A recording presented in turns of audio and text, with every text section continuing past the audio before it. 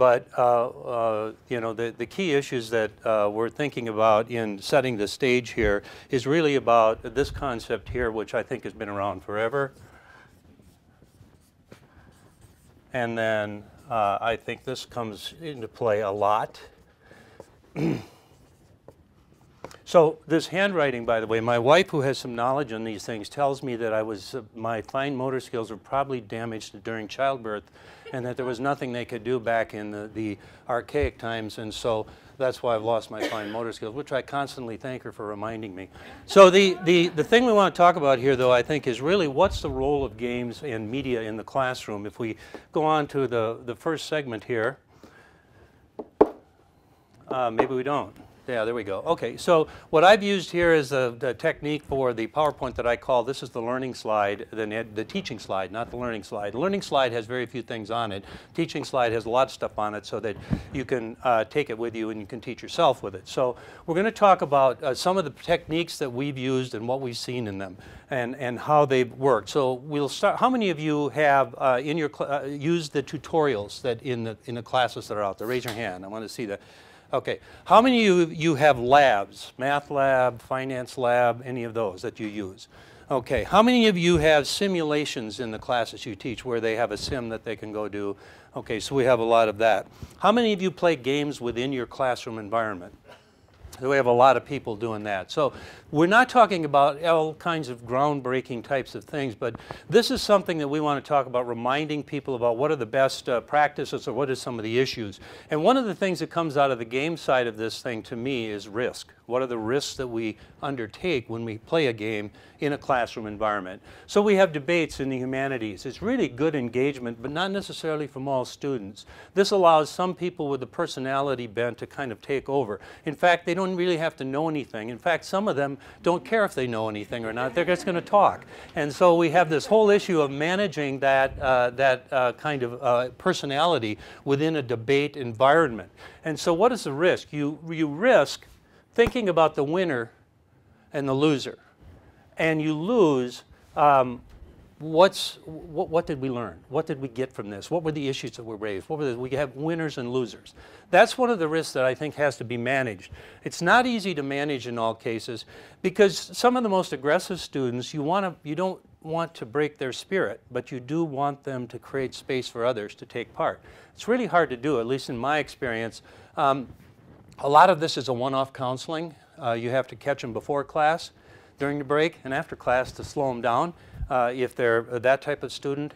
And if they're not the non-participative student, they're the good student. They sit there and they sit through the whole class and they get all their assignments in. They never talk to you. And they walk out and they give you the 7.5 on the rating.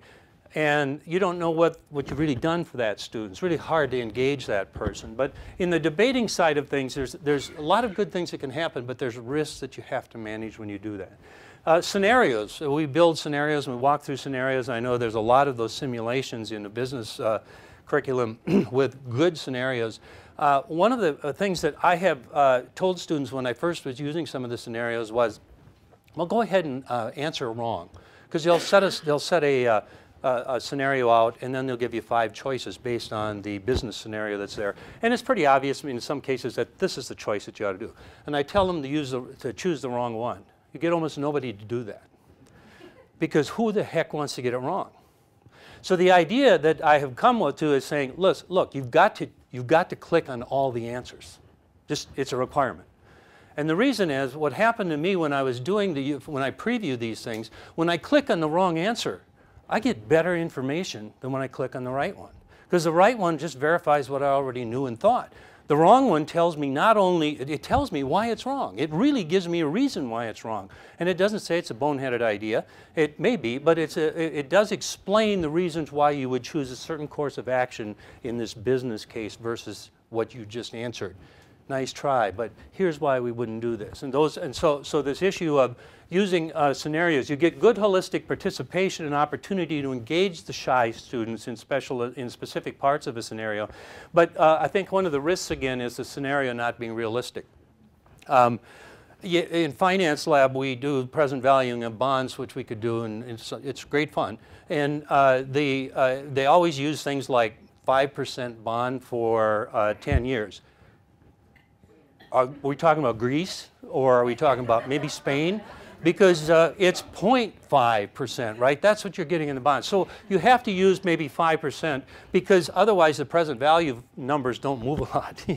You need some range. But then you need to somehow bring it back down to the student and get that scenario to be realistic, and tell them, here's what would happen to your savings today.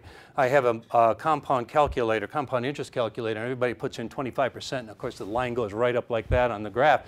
That's wonderful, but you know, your average one-year CD today is 0.15%. So it's not really going to take off like that anymore. By the way, inflation's like 2, right? 3. So it's interesting stuff.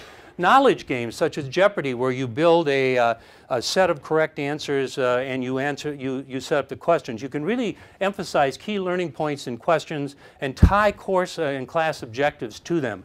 But it risks, again, it comes back to this: who finished first, last, but not necessarily what they learned. So somehow you need to make this transition, because what I've witnessed in having games in class is that the 2 or 3 people who did really well, they just think it's wonderful. Everybody else goes, yeah, you know. And you've got to somehow engage more people than you do through having winners and losers.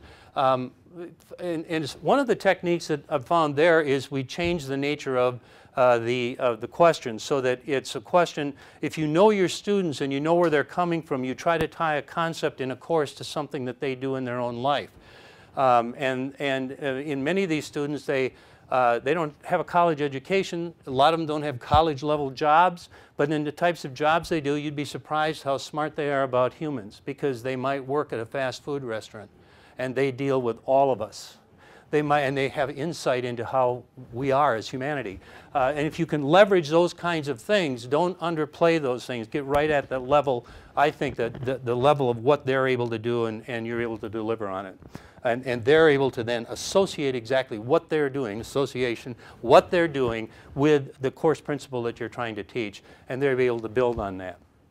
Panel discussions game, it allows each student to facilitate and guide a discussion. It does risk a biased outcome and lacking resolution of arguments if you set arguments in place. So I have done this in a class in a finance course on ground, where you get, everybody has a chance to do facilitation. I have different cases that we build. So the case is, the U.S. government has $50 billion, but they can only spend it in one place. And they're going to make a decision today. They're going to spend it on prisons, or they're going to spend it on colleges. Your job as a panel is to discuss through the pros and cons of all this and come to a conclusion. So that's a panel discussion. Now each panel leader, I take them aside and give them a different outcome. One panel leader, I will say, your job is just to get everybody's opinion and make sure everybody gets to speak, make sure everybody gets to state their opinion, and do things like state their opinion back to them. Give everybody credibility. That's your job as a facilitator. Next facilitator, I tell them, your job is to get everybody to agree to spend the money on prisons. Everybody has to agree by the time you're done facilitating to spend on prison. Next person, spend it on education. I was just blown away by the creativity that people used when they started interacting with each other. It started a little rocky, but they really got to the substantive issues. You may have to control the shouting match, by the way, in that whole thing. But if you have a shouting match, what do you really have? You have engagement. Man, these people are engaged. They're invested. They're not the chicken laying the egg. They're the pig who is invested in the bacon. So that's really, I think, one of the things that you can get out of that.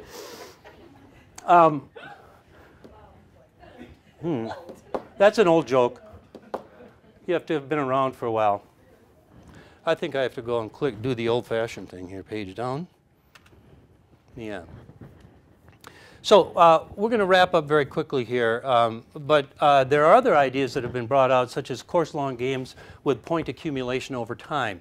These are the things that would lend themselves to outside the classroom work, and when they come into the classroom, you can do as an early exercise where you're scoring and you're adding up the points and you're doing that kind of activity, or at the break or at the end of class where you're building these point accumulations and people are kind of competing either in teams or one-on-one on accumulating points. Now the key issue for me here is if you make this purely academic, so that it's all about knowledge, then you're going to end up with you got 10 points, I got 5 points, I must be stupid. You got to be really careful about that. You can line this with kind of what you'd call a follow-along activity or kind of a lined activity that's not necessarily core to the knowledge, but you're engaging students again, and you're engaging students within the realm of what they're trying to learn, but maybe not accumulating specific points of mathematics, specific points of engineering, specific points that they have to know, because that can be a turnoff as well. Again, the idea is to promote learning and not to make it a challenge for students. The whole issue of competition, I think, is something that in this country we really value.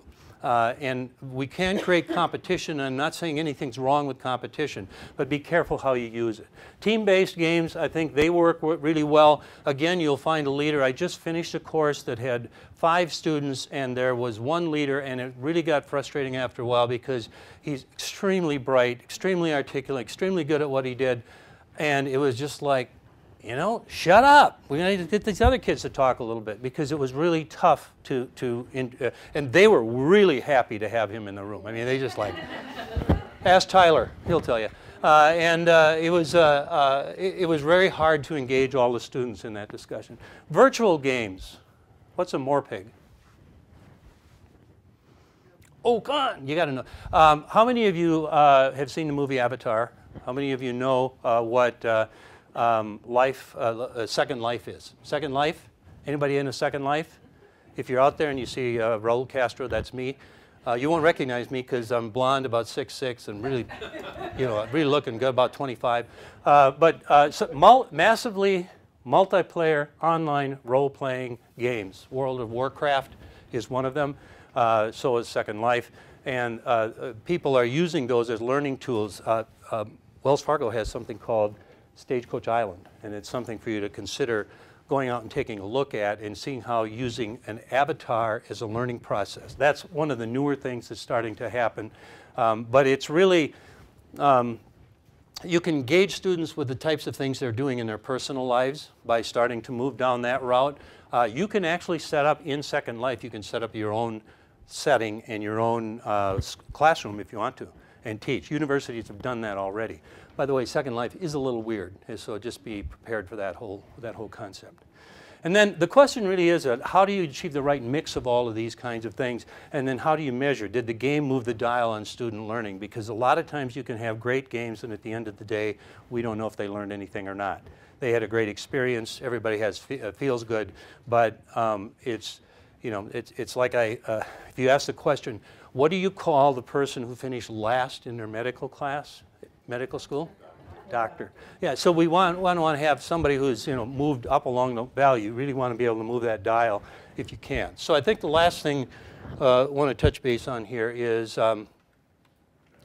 these are some techniques you can use, and we'll be sharing these. The published materials that are out there in textbooks, I think, have come a long ways. There are games in the published materials that you can use. Quick videos illustrating learning. Use YouTube. How many of you actually use YouTube in the classroom?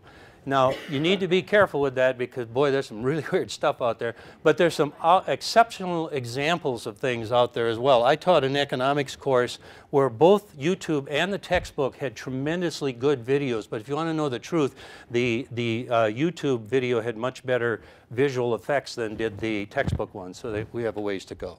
So I think at the end, really is playing games in the classroom is important. We're going to start moving down the line of more sophisticated kinds of games, because if you look what people are doing today, we're going to have to get involved with that. It really, at the end of the day, what's in it for me is really what I think adult learning is all about. And if you can't bring the education to them, you can force them to pass a test, but you can't force them to be educated. The last thing is, every time you do something and you're playing a game, what's the so what in it? What's it mean to the student? Thank you.